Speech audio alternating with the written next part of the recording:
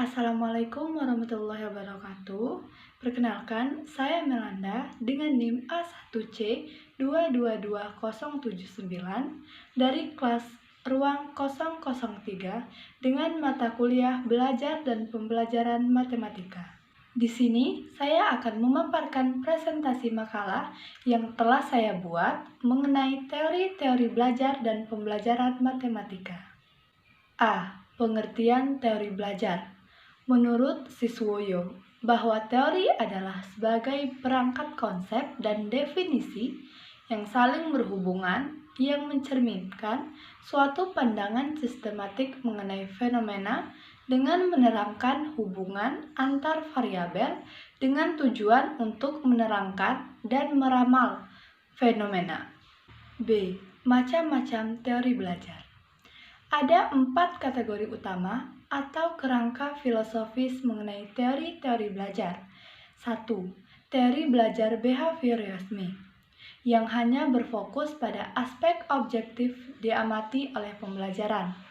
Tujuannya adalah ditekankan pada penambahan pengetahuan, sedangkan belajar sebagai aktivitas yang menuntut pembelajar untuk mengungkapkan kembali pengetahuan yang sudah dipelajari dalam bentuk laporan, kuis, atau tes. Prinsip-prinsip dalam teori behavioristik adalah 1. Objek psikolog adalah tingkah laku. 2. Semua bentuk tingkah laku dikembalikan pada refleks. 3. Mementingkan bentuk kebiasaan. 4. Perilaku nyata dan tekstur memiliki makna yang tersendiri. 5. Aspek mental dari kesadaran yang tidak memiliki bentuk fisik harus dihindari. B. Tokoh-tokoh aliran behaviorisme adalah 1. Edward Leonardike, 2. John Watson, 3. Edwin Guthrie, 4. Burrhus Friedrich Schinker. 2. Teori kognitif melihat melampaui perilaku untuk menjelaskan berbasis otak. Karakteristik teori belajar kognitif yaitu 1. Belajar adalah proses mental, bukan behavioral. 2. Siswa aktif sebagai penyalur. 3. Siswa belajar secara individu.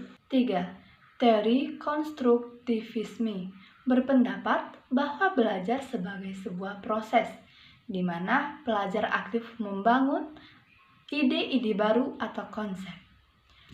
Teori humanistik. Teori humanistik ini berupa memahami perilaku belajar dari sudut pandang pelakunya, bukan dari pengamatnya. Teori belajar konstruktivisme berarti bersifat membangun dalam konteks filsafat pendidikan dan dapat diartikan sebagai suatu upaya membangun tata susunan hidup yang berbudaya modern. 4. Teori belajar humanistik. Teori ini berusaha memahami perilaku belajar dari sudut pandang pelakunya. Demikianlah hasil presentasi dari makalah saya. Akhirnya saya tutup dengan wassalamualaikum warahmatullahi wabarakatuh.